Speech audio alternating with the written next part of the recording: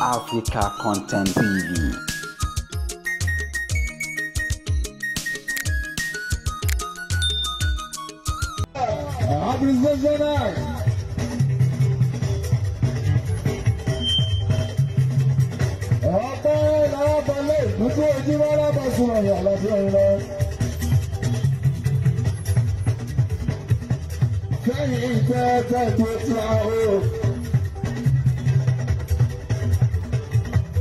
Láti gba tátìbẹ̀ láti November fẹ́ ìfarajì ojúwá lẹ́yìn tèmi tí ìdílé làbáyàmá àti pé o happy birthday in advance láti 1st of November year 2022 lẹ́yìn tèmi tí post ní ìbàdí. Talking about things that you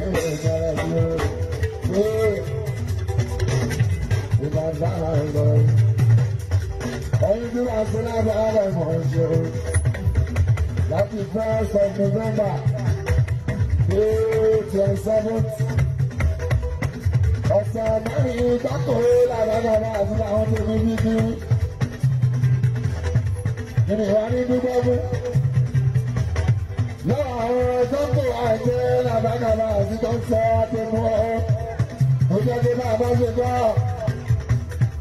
Báwo ṣe gbọ́ ọlọ́run yìí bọ̀ o? Báwo bá ṣe yí o? Kò tó lọ́rùn ṣàṣọ.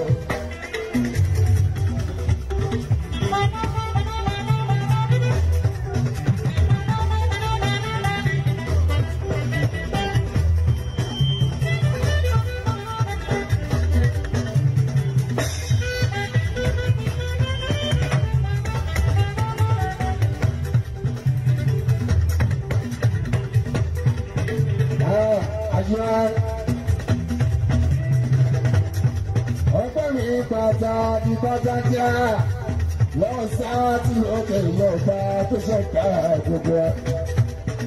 Àwọn náà bá mi sí. Láti gba kẹ́hìndé mi ti kí ni ẹ máa bọ̀. Títí jọ ọjọ́ bíi mi gángan 27th of November. Sọlọ́wọ́n gba pàdánù sí gbọ́. Ọlọ́run bá dábò sí orí alágàbà sí wọ́n tún fún mi lóòkun àti agbára pẹ̀lú aláàfíà aláàrí yíyá. Lásán láti kọ́kọ́ kọ́ lọ́wọ́n bá pé ẹ̀sùn aláàbí aláàgbà. Mo mọ̀ ọ́ lóore pàápàá sí máa wọ́n gbà aláàbí bá lọ́wọ́. Ọ̀pẹ̀lẹ̀ ọkọ̀ yín lọ. Ọpọlọ ọgbẹ́rin ìjáde, àlọ́pọ̀lọ ọgbẹ́rin ọlọ́wọ́, ọpọlọ ọgbẹ́rin ìmọ̀lúra, ayé bá dábùrù, wọ́n bá yá, wọ́n bá fi ìtumọ̀ orin ṣùgbọ́n pẹ̀lú ọgbẹ́rin ẹ̀ṣùgbọ́n ooo. Ọpọlọ ọgbẹ́rin ìmọ̀ṣẹ́ra, ọpọlọ ọgbẹ́rin ìmọ̀ṣẹ́ra.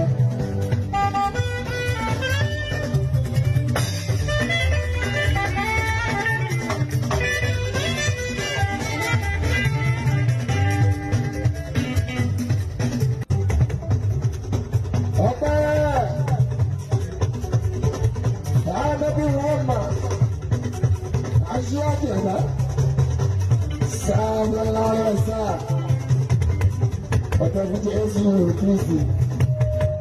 Lẹ́yìn tí wọ́n á dẹ́kun ní báàgọ́. No discrimination. Aláàbí láéláé. No discrimination. Aláàbí lọ́dọ̀ tí a.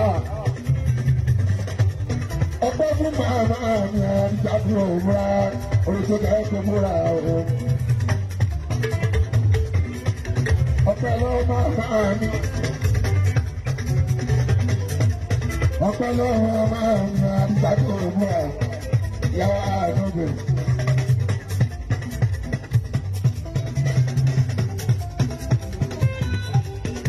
Ìgbàgbé ìkàtọ́ lórí mi àlàáfíà náà bàgà.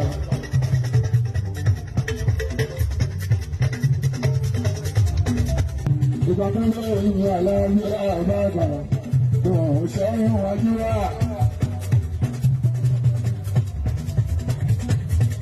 wọ́n gbé abiyamọ dúró ní abiyamọ láti jágó ìfura yàwá ọ̀nàgò. wọ́n dá ọrùn káyà